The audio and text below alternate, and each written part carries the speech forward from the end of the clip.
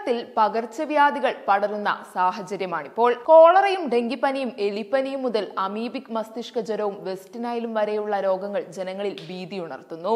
മികച്ച ആരോഗ്യ സംവിധാനങ്ങളുണ്ടെന്ന് വിശ്വസിക്കുന്ന കേരളത്തെ സംബന്ധിച്ച് ഈ വാർത്ത ഏറെ ആശങ്കയുയർത്തുന്നതാണ്. കോളറയുൾപ്പെടെ പകർച്ചവ്യാധികളിൽ നിന്ന് കേരളം രക്ഷ നേടുന്നത് നമ്മുടെ ദൈനംദിന ജീവിത രീതിയിൽ പുലർത്തിപ്പോന്ന ശ്രദ്ധയിലൂടെയാണ്. എന്നാൽ ആ സൂക്ഷ്മതയിൽ നിന്ന് കേരളീയർ പിന്നോട്ടു പോകുന്നോ എന്ന സംശയമുണ്ടാക്കുന്നത് മഞ്ഞപ്പിത്തം ഉൾപ്പെടെ പകർച്ചവ്യാധികൾ ബാധിച്ചവരുടെ എണ്ണത്തിലെ വർധനയാണ്.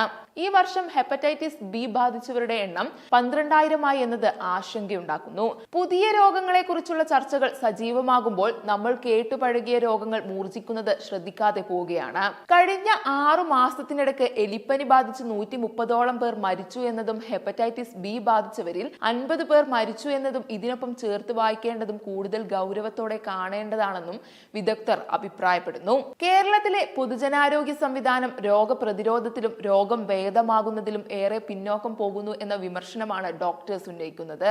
ഡെങ്കിപ്പനിയും എലിപ്പനിയും പന്നിപ്പനിയും ഉൾപ്പെടെയുള്ള രോഗങ്ങൾ വർദ്ധിക്കുന്നത് ആരോഗ്യ സംവിധാനത്തിൽ വരുന്ന നിലവാര തകർച്ചയുടെ ലക്ഷണമാണെന്നും അദ്ദേഹം പറയുന്നു. ഇപ്പോൾ പെട്ടെന്ന് പകർച്ചവ്യാധികൾ വർദ്ധിക്കാനുള്ള കാരണം പാരിസ്ഥിതികമാകാമെന്നാണ് വിദഗ്ധർ പറയുന്നത്. കൃത്യമായ കാരണങ്ങളൊന്നും കണ്ടെത്താൻ സാധിച്ചിട്ടില്ല.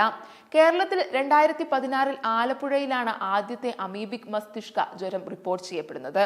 ഇന്നുവരെ ആകെ 6 കേസുകളാണ് രജിസ്റ്റർ ചെയ്യപ്പെട്ടത്. ഇതിൽ 3 എണ്ണവും ഈ വർഷമാണ് എന്നത് ആശങ്കയുണ്ടാക്കുന്നു.